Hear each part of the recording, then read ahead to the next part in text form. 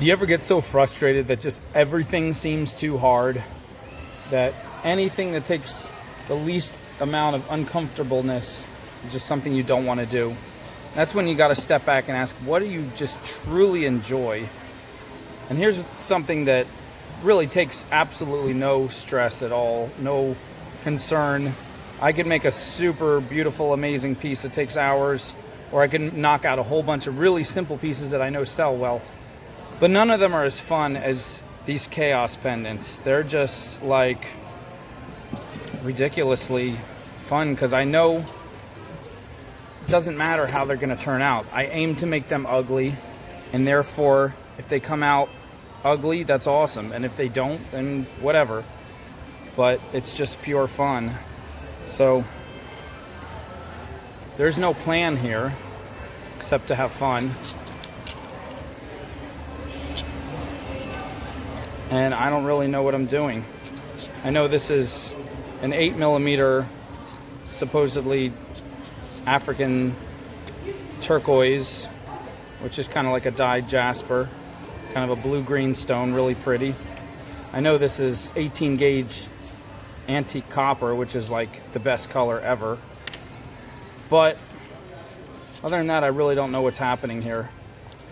I know that I want to make a loop first, because once I got that out of the way, I have the rest of the time to just have fun, and I can go back and strengthen that loop as much as possible, and that's where I'll connect the chain or cord.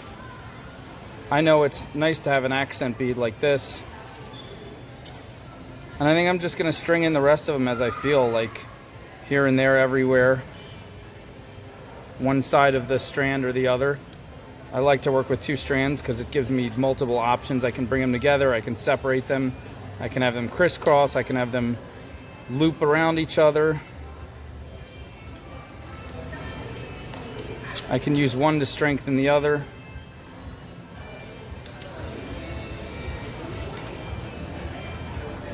Even the simplest loop looks prettier when you have the double strand side by side. And then if you get thin gauge, you can flip it over, make it double to start with, and then flip it again and make it quadruple. And that's really pretty too, but I'm really happy with this. So what am I doing? I told you I don't know. Like, I'm just grabbing these. I put a bunch of beads together that looked like a nice pattern of different shapes and colors that went together, and size, well, not shapes, they're all kind of round beads, but different colors and sizes. And now I'm just stringing them on as I see fit, because I don't know what's going to happen next. We got tiger's eye, we got red jasper, we got mother of pearl coming down the pike now. And I'm spacing them out a little bit. That means right now they're fragile, but I'm going to come back around with a bunch of loops, and that'll strengthen everything up. That's my plan anyway. See how that works out. 18 is good too, because it has like a good amount of strength, but it's still thin enough that you can fit it through most beads. So what am I doing out here? I don't even know. Let's bring this back around.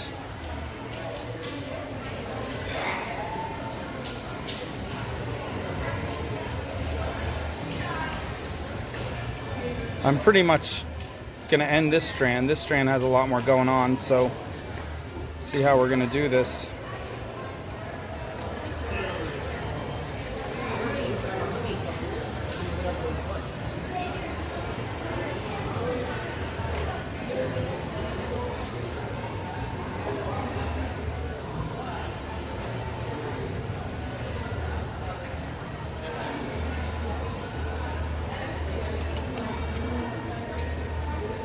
And when you have just this much left, it's fun to just make a swirl, because swirls are a good way to tuck in your sharp ends, and you can just stick them anywhere.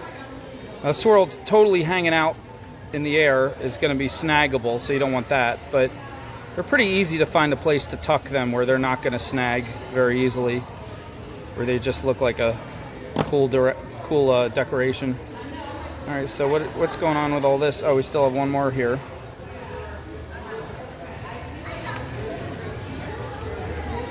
It's got this big, I think this is another red jasper. I think we have two red jaspers in here.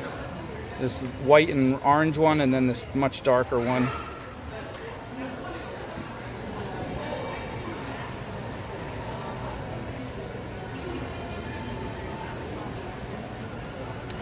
All right. This would be fun to just have it hanging on someone's neck just like this. They'd have to be careful with it. You know, it's a little delicate and very snaggable, but let's just keep going and see what we come up with.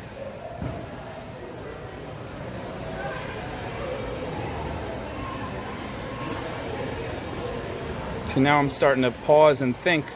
You don't want to think, you want to just keep moving. Just keep having fun. But I'm also not in a hurry. I'm relaxing. Feeling my way around.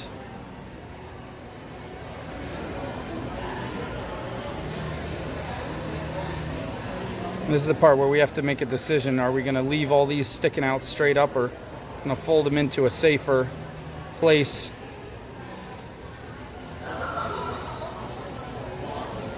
And just flip those right around like that. Now if you get it early on, or not early on, but before you get to the end, if you kind of get it to the shape you want, then you can just go through and strengthen all the areas. This is pretty much the shape that I like. Can I strengthen them all with just the 3 inches I have left, the 6 centimeters? Let's find out. Find out where the loose areas are.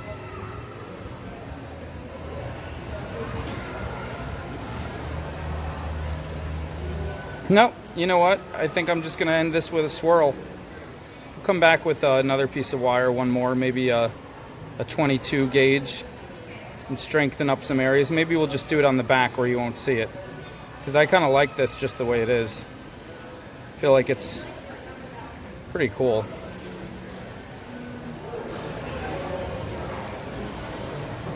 Just fold that swirl right up in there.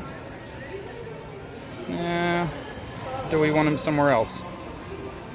Kind of want them right there. Yeah, I like that. Not covering up that loop too much, because I like that loop, but it's kind of like hanging out right there, right in front of the little red jasper a little bit. All right.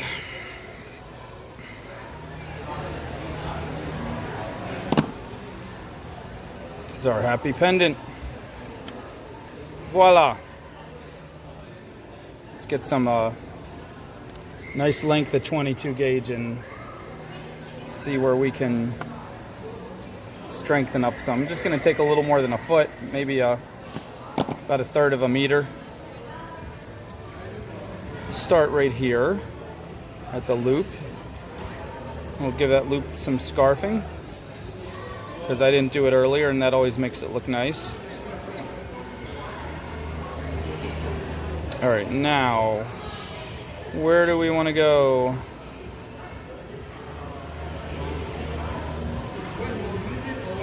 Let's see. Come down around here.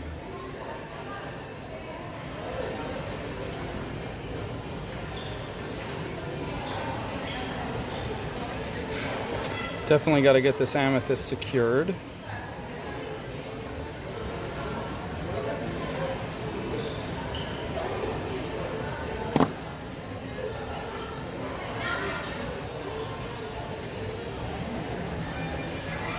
Yeah, we're gonna have to come up like that.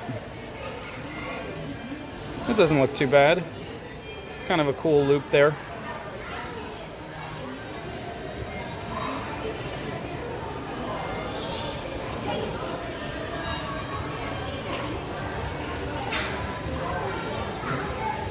This is all pretty strong. It's really not that bad. I'm gonna unwind this because it needs to be tighter.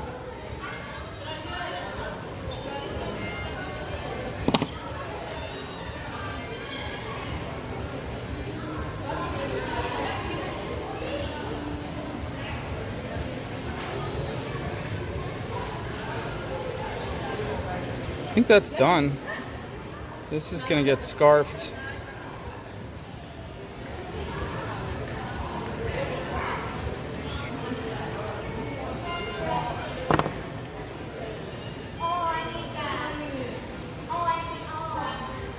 Tuck in that sharp end. Alright, now we have this guy left.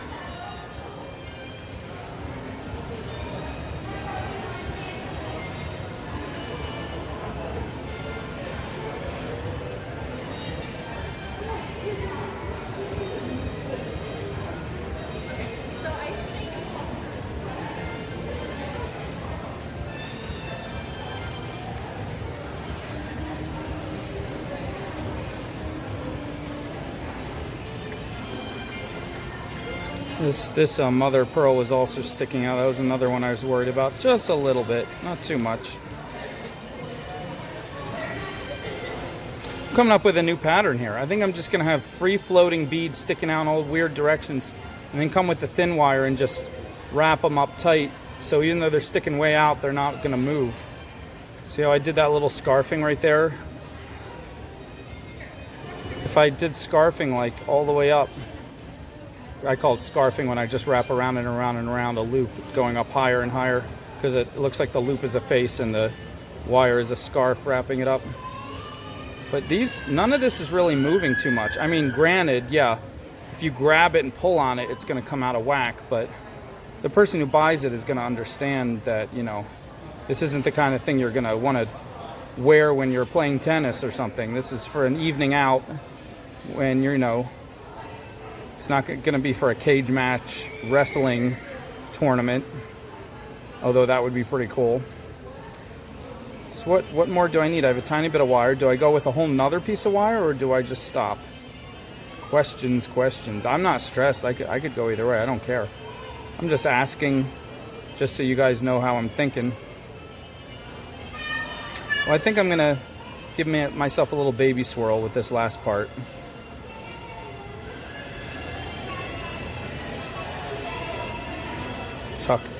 Have him showing a little bit of showing off that little swirl somewhere. Sometimes you can use one of these flat swirls to like cover up an uglier part where there's like some weird wonky wire doing some less attractive stuff. Like this, I don't like that showing right there. I'm gonna pull that out so you don't see it. It also strengthens it when I do that. I don't like that one either. That one I'm just gonna crimp and kind of shove it. The rest I'm kind of okay with. This swirl here, that was not showing. Let's bring it around here so you can see it. Yeah, okay, now that's getting loose. So this needs to be wrapped around and coming out right there. There we go. Okay. See that?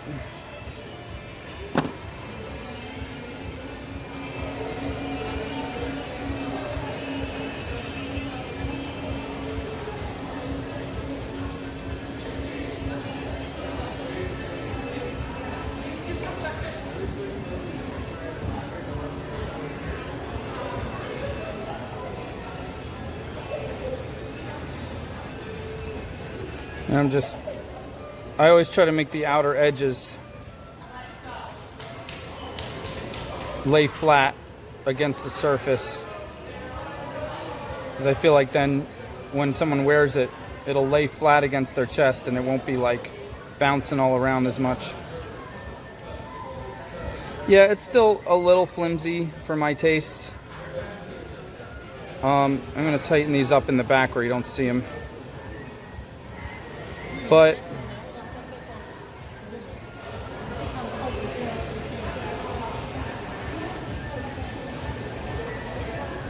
let's feel that.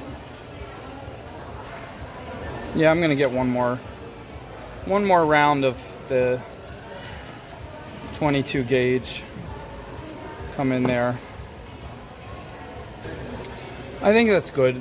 The wire's a little too busy for me up in here. So basically I just learned that I'd almost rather risk having pieces a little bit more snaggable than to get too much wire in there and have it look kind of junky. Now that's the back. That's, of course, where I hid most of the wire, overdoing junkiness. But I'm really enjoying, I find it relaxing to do the scarfing parts. I wonder if that means I would really enjoy the more intense wire weaving that you see people doing. Sometimes it takes them like an hour to do a piece. If you've tried wire weaving and you would think I would enjoy it, please let me know in the comments, because I have some friends on YouTube and other places who do beautiful wire work.